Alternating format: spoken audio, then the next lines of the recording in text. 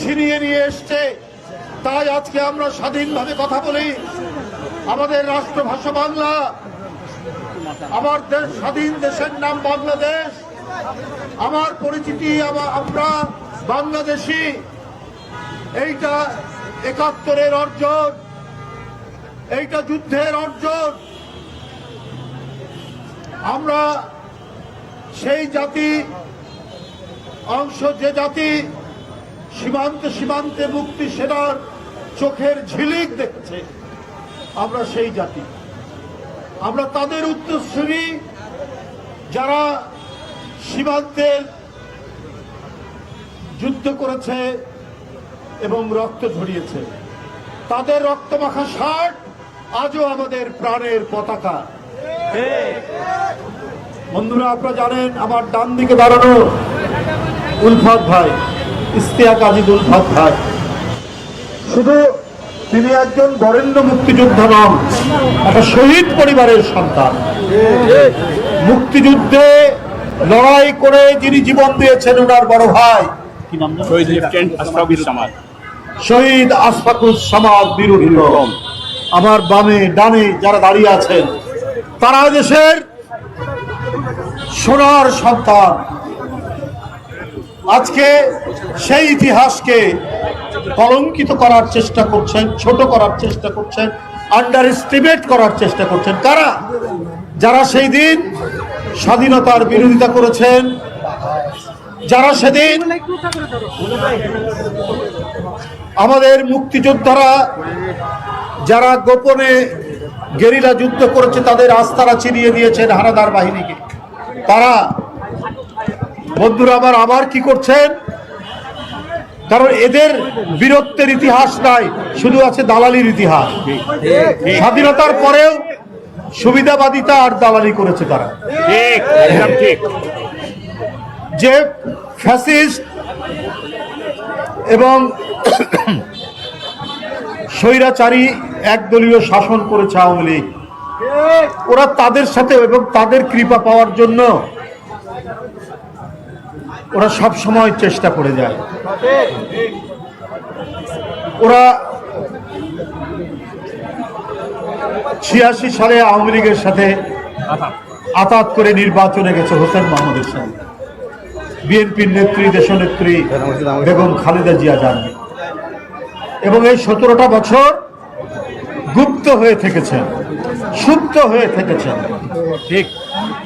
এবং এই যে একটা পাতানো নির্বাচন ২০০৮ সালের, সেই নির্বাচনে তারা অনেকটা হুমকি দিয়ে নির্বাচনে গেছে এবং বিএনপিকে নির্বাচন করার জন্য সেদিন তারা বাধ্য করেছে, না হলে তারা থাকবে না। তার পরিণতি তাদের ভালো হয়নি, কিন্তু তারপরেও এখনো তারা কৃপা লাভের জন্য চেষ্টা করে। ৫ই আগস্টের পর তাদের নেতা বললেন আমাদের আওয়ামী লীগের সবকে মাফ করে দিবেন।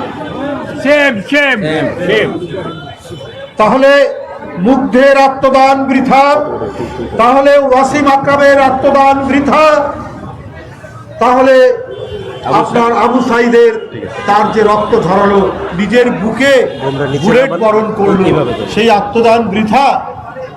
আপনি তাদের রক্তকে মারিয়ে তাদের ক্ষমা করে দেবেন এবং বলেছেন পার্শ্ববর্তী দেশের সাথে সম্পর্ক গড়ে তুলবেন। এইটা জোরে সোরে বলেছেন। যারা আমাদের সীমান্তে আমাদের লোককে হত্যা করছে, যারা আমাদের নদীর পানি আঁকড়ে ধরে রেখেছে, যারা নিজের দেশে বাংলাদেশ বিরোধী প্রচারণা করছে প্রত্যেক দিন, তাদের সাথে তারা আতাত করবে, তাদের সাথে তারা সম্পর্ক গড়ে তুলবে।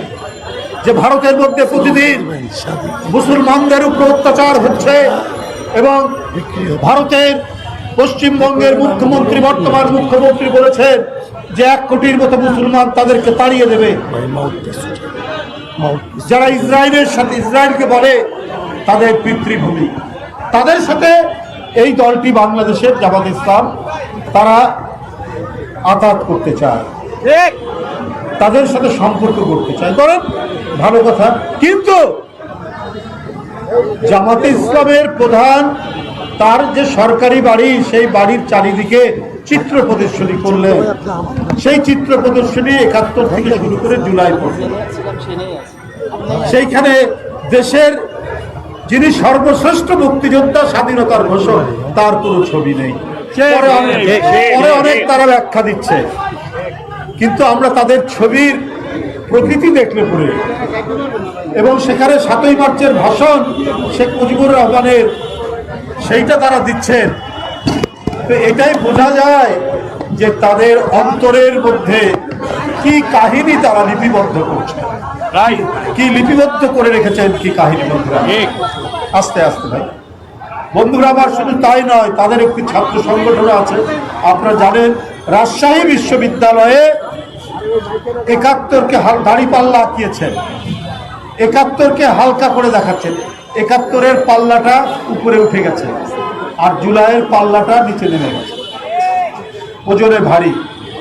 এগুলা খুবই উদ্দেশ্য করে দিচ্ছে, এগুলো খুবই চক্রান্তমূলক। ৭১ আমাদের কাছে গৌরবদীপ্ত।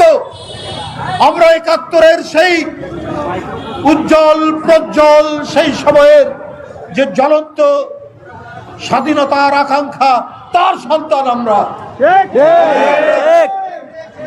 সেই পথ ধরে আবার যখন অধিকার সংকুচিত হয়েছে, আবার যখন কথা বলার অধিকার কেড়ে নিয়েছে ফ্যাসিস্টরা, তার জন্যে জুলাই একটি মহা বিপ্লব তৈরি হয়েছিল।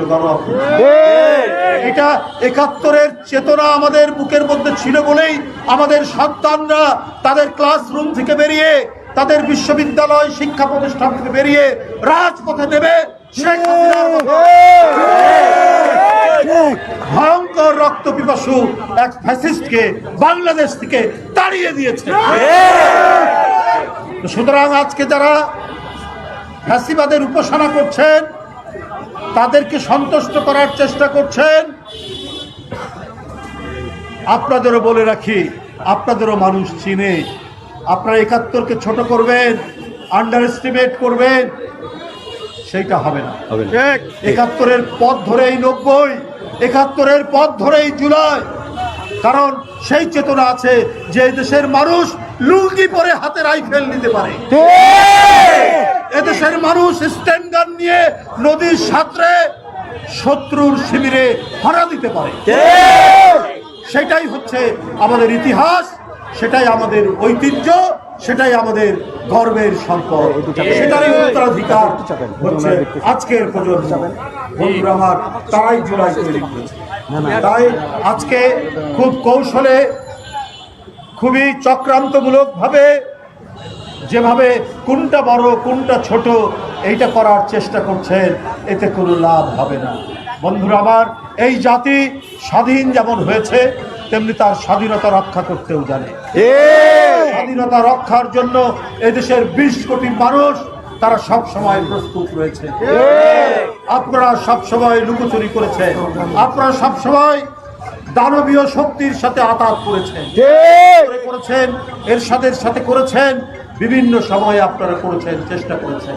আর যখন এদেশের জনগণ লড়াই করছে ১৭ বছর, বিএনপি সেই লড়াইয়ের তার প্রধান সেনাপতি দেশনেত্রী বেগম খালেদা জিয়া এবং তার সুযোগ্য পুত্র আজকের প্রধানমন্ত্রী জনাব তারেক রহমানের নেতৃত্বে ঘাটে ঘাটে বন্দরে আপনার র্যাব এবং শেখ হাসিনার পেটুয়া পুলিশ বাহিনীর সেই তাণ্ডবের মুখেও তারা প্রতিরোধ করেছে। ৭১-ই আমাদেরকে প্রেরণা যোগাবে এবং আমাদেরকে আবার প্রতিরোধ করতে এগিয়ে যাবে।